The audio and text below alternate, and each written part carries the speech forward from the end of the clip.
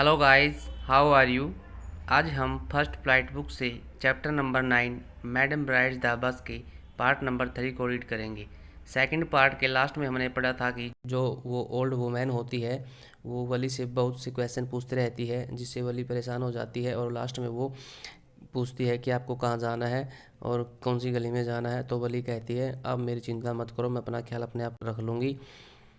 तो अब इसमें जो थर्ड पार्ट में है, इसमें ये बताया गया कि उसकी फ़र्स्ट जर्नी जो कैसी रही थी, उसने किस तरह से अपनी फ़र्स्ट जर्नी को कंप्लीट किया था।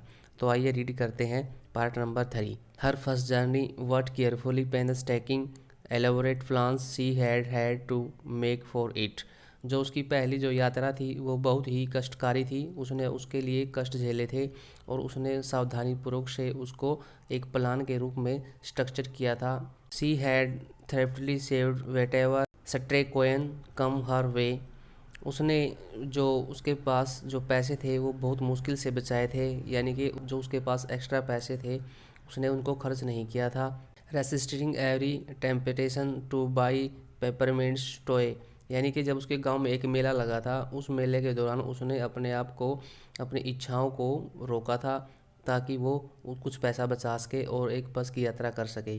जैसे बाई पेपरमिंट्स, उसने पुदीने की जो टॉफ़ियाँ थी वो नहीं खरीदी, टॉयज़ नहीं खरीदे, बैलून्स नहीं खरीदी एंड लाइक और इस तरह की बहुत सी चीज़ें नहीं खरीदी थी। And finally she had saved A total of 60 पैसे, और वह लास्ट में टोटल 60 पैसे बचा पाई थी। How difficult it had been particularly that, यह एक विशेष तौर से कितना मुश्किल होता है। That day at the village fair, जब अपने गांव में एक मेला होता है उसमें अपने आप को कंट्रोल करना और उन चीज़ों को नहीं खरीदना जो उसका मन था, जो इच्छा थी उसकी, वो अपने आप की इच्छाओं को कंट्रोल करती है और उन वस्तुओं को नहीं खरीदती जो उसको पसंद है, वो अपने आप को बहुत कंट्रोल करती है। But she had resolutely stifled a strong desire to ride the merry go round, लेकिन उसने अपने आप को, अपनी दृढ़ इच्छा को इतना कंट्रोल किया, इतना दबा के रखा, इतनी मजबूत इच्छा बना के रखी कि मैंने कुछ नहीं खरीदना है। यहाँ तक कि उसने जो एक मैरी गो राउंड होता है ना, यानी कि एक हिंडोला टाइप में होता है, उसकी सवारी भी नहीं की, यानी उसने उसको झूला भी नहीं झूला। इवन थो सी हैड द मनी, यहाँ तक कि उसके पास कुछ पैसा भी था, लेकिन फिर भी उसने अपनी इच्छाओं को कंट्रोल करके रखा, दबा के रखा, ताकि वो कुछ पैसा बचा सके और उस पैसे से वो बस की यात्रा कर सके। यहाँ पर वली को दृढ़ इच्छापूर्वक अपने आप को कंट्रोल करने की जो उसकी विशेषता है वो बताई गई है। यहाँ पे जो थ्रिफ्टली होता है स्पेंड मनी केयरफुली, यानी कि जो पैसा होता है उसको सावधानी के साथ सोच समझ के खर्च करना। यहाँ पे जो रेसोल्यूटली स्टिफल्ड है, इसका मतलब होता है यानी कि कंट्रोल्ड करना विद डिटरमिन्स, अपने निर्धारित रूप से, यानी कि अपने आप को कंट्रोल करना, निर्धारण करना कि मैंने तो ये करना ही करना है। After she had enough money saved, इन सब के बाद वह कुछ पैसा बचा लेती है।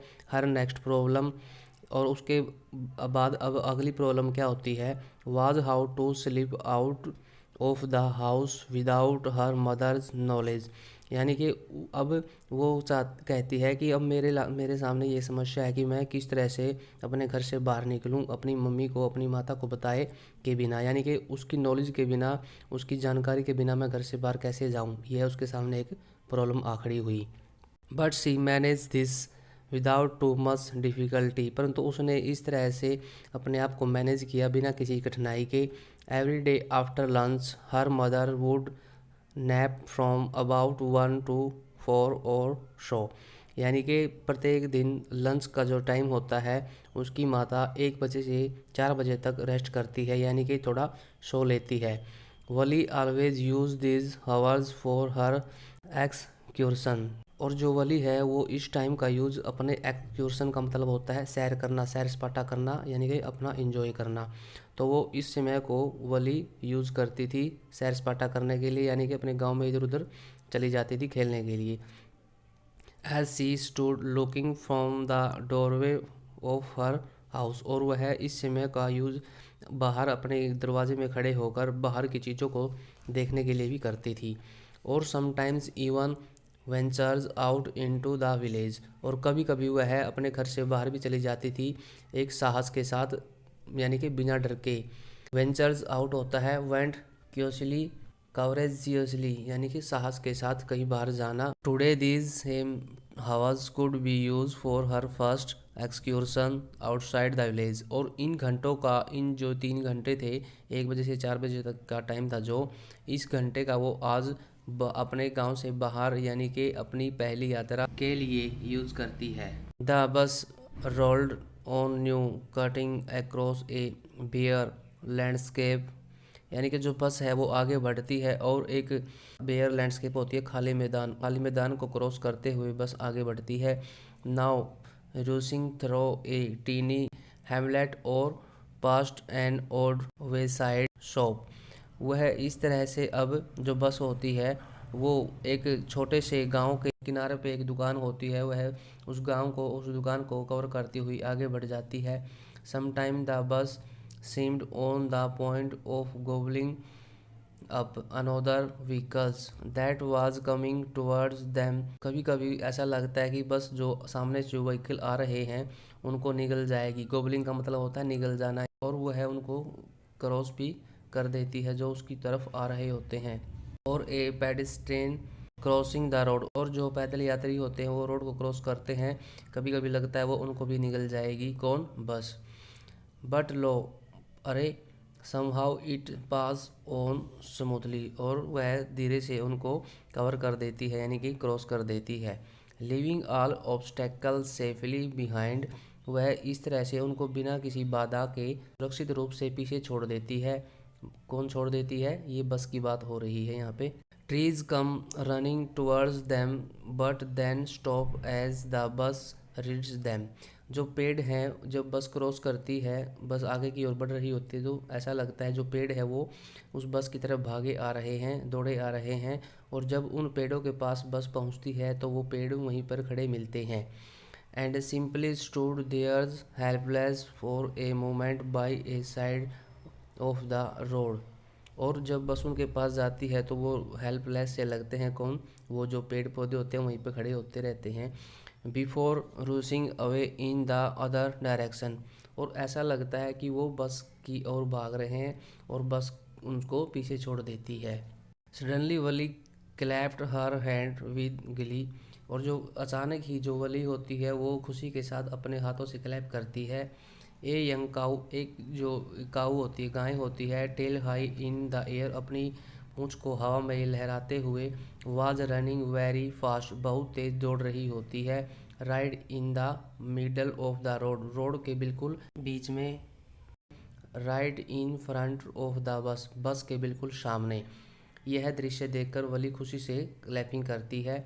द बस स्लोड टू ए क्रेवल, बस थोड़ी धीमी हो जाती है। And the driver sounded his horn loudly again and again, और जो बस का ड्राइवर होता है वो बस के हॉर्न को बार बार ऊंची आवाज में बजाता है।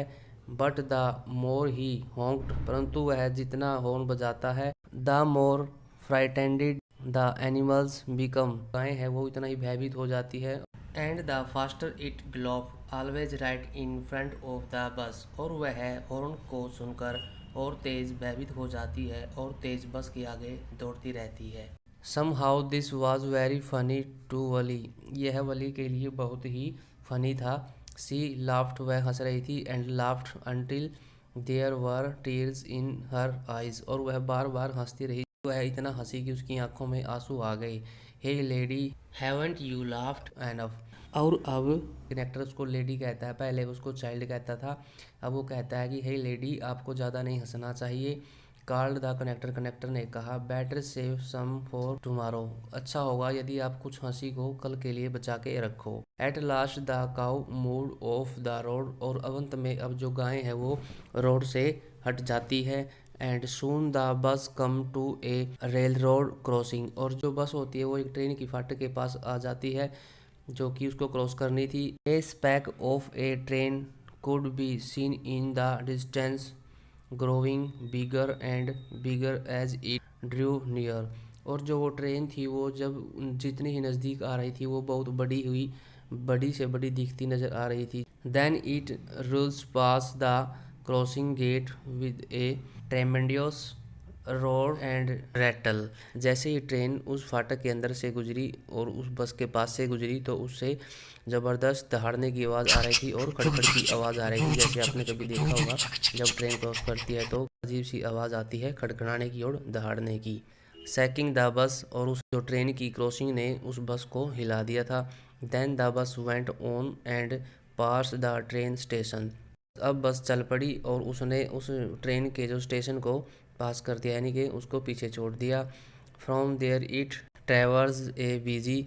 अब रास्ता बहुत बिजी था, व्यस्त था, जिसने उसको क्रॉस करना था। Well laid out shopping street. यहाँ पर बहुत बड़ी बड़ी अच्छी तरह से दुकानें थी जो सजी हुई थी। एंड टर्निंग एंटर्स, और उसमें उस बस ने प्रवेश कर लिया।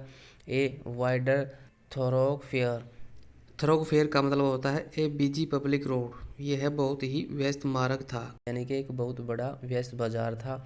सच बिग, इतनी बड़ी, ब्राइट लुकिंग शॉप, और यहाँ पर बहुत बड़ी बड़ी ब्राइट यानी चमकती हुई दुकानें थी।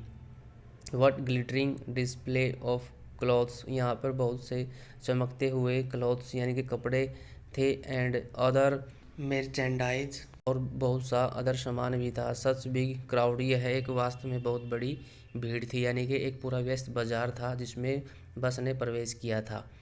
Struck bump with wonder, Valli gaped at everything. Valli ने यह सब देखा और वह आश्चर्य हो जाती है। Then the bus stopped and everyone got off except Valli. तब जो बस वहाँ पर रुकी एंड और सभी जो अन्य व्यक्ति थे, पैसेंजर बैठे थे, वो बस से नीचे उतर गए, लेकिन वली नहीं उतरी। Hey lady said the conductor. Conductor ने कहा, are not you ready to get off. क्या आप नीचे नहीं उतरोगी? This is as far as your 30 पैसे takes you.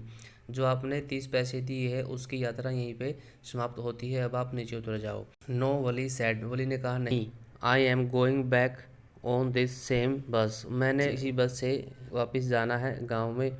C took another 30 पैसे फ्रॉम हर पॉकेट। उसने अपनी जेब से अन्य 30 पैसे निकाले। And handed the coins to the conductor, और कंडक्टर को दे दिए। Why is something the matter. क्या बात है, आप नीचे क्यों नहीं उतरना चाहती? कंडक्टर ने वली से पूछा। नो नथिंग्स द मैटर, कोई बात नहीं है। I just felt like having a बस राइड, दैट्स ऑल। बस मुझे केवल इस बस की यात्रा करनी थी और कुछ नहीं। Don't you want to have a look at the sight. क्या आप यहाँ जो आए हो तो यहाँ पे कुछ देखना नहीं चाहते, कुछ दृश्य को नहीं देखना चाहते, क्या शहर को नहीं देखना चाहते? Now that you are here, जब आप यहाँ आ गई हैं तो कुछ देख लो शहर को। All by my self, oh I had be much to afraid. मैं यह नहीं कर सकती, मुझे डर लगता है यह सब करने में। Greatly amuse by the girl's way of speaking, the conductor said, but you are not afraid to come in the bus. और जो कंडक्टर कहता है कि आप जब यहाँ तक बस में आ गए हो, यहाँ तक आने तक आपको डर नहीं लगा, तो अब नीचे उतरने में क्या डर लगता है? Nothing to be afraid for about that. नहीं, मुझे यहाँ पे डर लगता है। सी आंसर, उसने आंसर दिया। Well then why not go to that stall over there's and have something to drink. अब यहाँ नज़दीक आपके सामने एक दुकान है, आप उस दुकान से कुछ पी क्यों नहीं लेते, ड्रिंक वगैरह क्यों नहीं ले लेते? Nothing to be afraid of about that either. यहाँ पे डरने वाली कोई बात नहीं है, आप ड्रिंक ले लो जाके। Oh no I could not do that. वो कहती है नहीं, वली कहती है नहीं, मैं ऐसा नहीं कर सकती। Well then let me bring you a cold drink. तो ठीक है, करेक्टर कहता है तो ठीक है, मैं ही आपके लिए एक ड्रिंक ले आता हूँ, आप ले लेना। अवली कहती है, no I don't have enough money. मेरे पास ज़्यादा पैसा नहीं है। Just give me my ticket that's all. बस आप मुझे मेरी टिकट दे दो और कुछ नहीं। It will be my treat. यह मेरी दावत होगी। And not cost you anything. आपको कुछ नहीं देना होगा। कनेक्टर ने यह बात कही। No no she said firmly, please no. उसने सख्ती से कहा, नहीं नहीं, प्लीज़ मत लाओ। द कनेक्टर सराउज्ड, और कंडक्टर ने अपने कंधे उठाते हुए कहा, ठीक है, आपकी मर्जी। एंड दे वेटेड अंटिल, और वे तब तक वेट करती रही। It was time for the bus to begin the return journey. जब वापस जाने का टाइम नहीं हो जाता बस का, यानी कि वह तब तक वेट करती रही जब तक बस का दोबारा वापस जाने का टाइम नहीं होता। Again there were not many passengers. अब यहाँ दोबारा भी इतने ज़्यादा अधिक पैसेंजर नहीं थे, यानी कि थोड़े ही पैसेंजर थे। तो गाइज, आपने देखा कि वली किस तरह से बहुत सी चीज़ों को, वस्तुओं को देखते हुए, दृश्य को देखते हुए अपनी एक तरफ की यात्रा को कंप्लीट कर लेती है, यानी कि वो गांव से शहर पहुंच जाती है। अब देखते हैं कि वो इसी बस से अपने शहर से गांव की ओर किस तरह से आती है और रास्ते में क्या क्या देखती है। यह सब जानने के लिए अपने पार्ट नंबर 4 को देखना होगा, तो पार्ट नंबर 4 की वीडियो ज़रूर देखिए। Thanks for watching and be positive.